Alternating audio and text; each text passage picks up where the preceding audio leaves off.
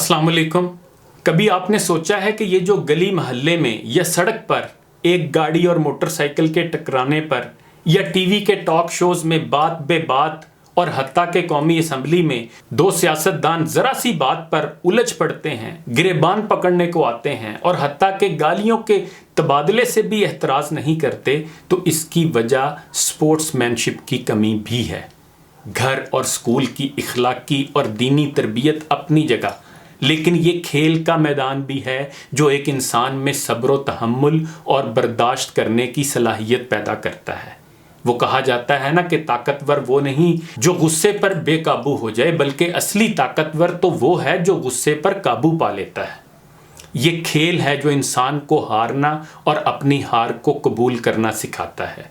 जो हारना नहीं जानते वो ज़िंदगी में कभी कोई बड़ा काम भी नहीं कर सकते।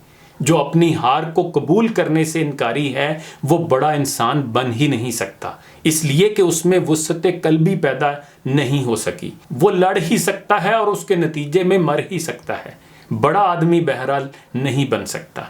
इसलिए हमें चाहिए कि हम खेलों को फ़रोग़ दें। ये जो आपके लाखों नौजवान नशे की लत में पड़ गए हैं, उनका इलाज भी खेल और जिस्मानी सरगर्मियों का फ़रोग़ है। ये जो नई नस्ल आ रही है जिसे मोबाइल फ़ोन और वीडियो गेम्स की लत पड़ गई है और जिसका नतीजा ज़हनी और जिस्मानी माजूरी ही की सूरत में निकलने का अंदेशा है, इसका इलाज भी ये है कि हम खेलों को फ़रोग़ दें, जिस्मानी सरगर्मियों को फ़रोग़ दें। अगर ये कहा जाता है कि एक सेहतमंद दिमाग एक सेहतमंद जिस्म में होता है, तो इसका मतलब ये है कि एक अच्छे और भरपूर और तवाना जहन के लिए एक फ़र्द खेलों में हिस्सा ले, भाग दौड़ करे, वर्जिश करे, जॉगिंग करे, हाइकिंग करे, जिम करे, कुछ ऐसा ज़रूर करे कि एक पाव पसीना निकले।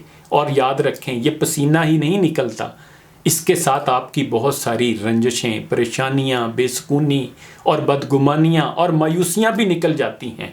मनफी सोचों का मुकाबला करने के लिए भी वर्जिश एक अहम हथियार है।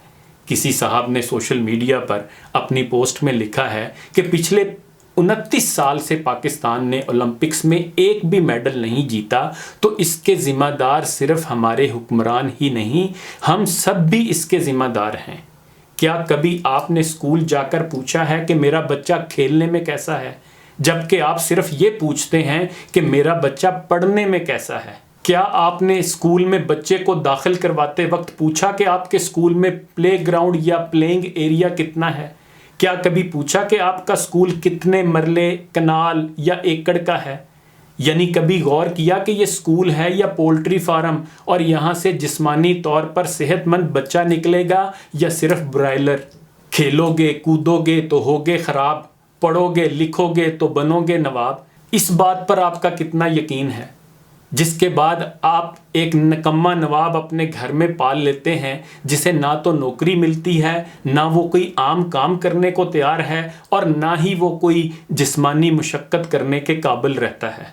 क्या हम जिस कॉलोनी में प्लाट लेने के लिए जब कीमत पर बार्गेनिंग कर रहे होते हैं, तो वहाँ कभी पूछा कि आपकी कॉलोनी में खेल का मैदान कितना बड़ा है? या कभी किसी कॉलोनी को इसलिए रिजेक्ट किया हो कि इसमें खेल का मैदान ही नहीं है? आप अपने बच्चों को हर चीज़ फराहम करने के लिए 4-4, 5-5 घंटे ओवर टाइम लगाते हैं, लेकिन क्या 1 घंटा अपनी निगरानी में उसे ग्राउंड में खेलने के लिए ले जाते हैं?